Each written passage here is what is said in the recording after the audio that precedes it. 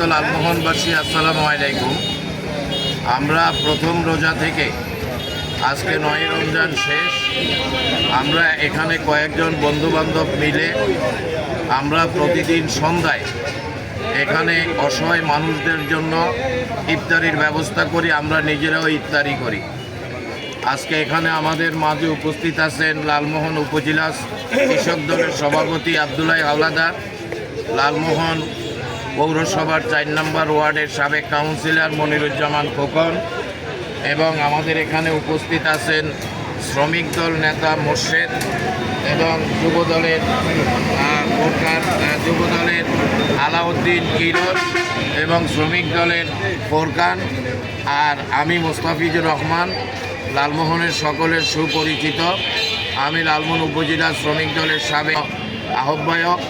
আমরা এখানে সবাই সম্মিলিতভাবে প্রতিদিন ইফতারির ব্যবস্থা করি অসহায় মানুষদের জন্য, এবং আমরা নিয়োগ করেছি আগামী ৩০শে রমজান পর্যন্ত এখানে লালমোহনবাজার সদর রোডে মোহাম্মদিয়া ডায়াগনস্টিক সেন্টারের সামনে আমরা প্রতিদিন ইফতারির ব্যবস্থা করব।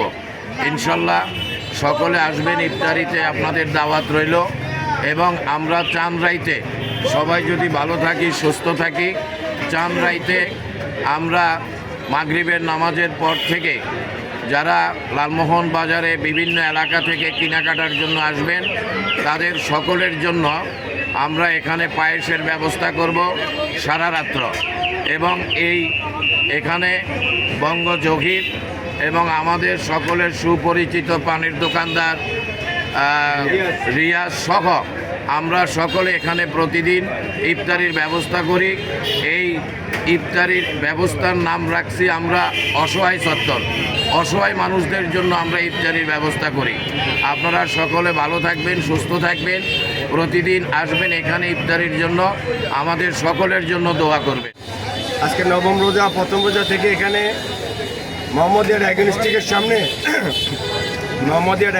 সামনে মুসলিম হোটেল এবং দিদার হোটেলের মাঝামাঝি জায়গায় এখানে প্রত্যেক দিন এখানে মোস্তাফিজ কাকা সহ বিএনপি অঙ্গ এবং সহযোগী সংগঠনের নেতৃবৃন্দ, বঙ্গবীর জহির সহ আমরা এখানে ইফতারের ব্যবস্থা করে থাকি। যারা পথযাত্রী এসে বাজারে ইফতারের সময় এদিক ওদিক হাঁটাহাঁটি করেন বা ইফতারির সময় পাচ্ছেন না, আমরা তাদের জন্য ইফতারের আয়োজনটা করি প্রত্যেক দিন। আজকে নবম রোজা পর্যন্ত শেষ হয়েছে, আল্লাহ যদি বাঁচায় রাখে ৩০ রমজান মতো চলবে।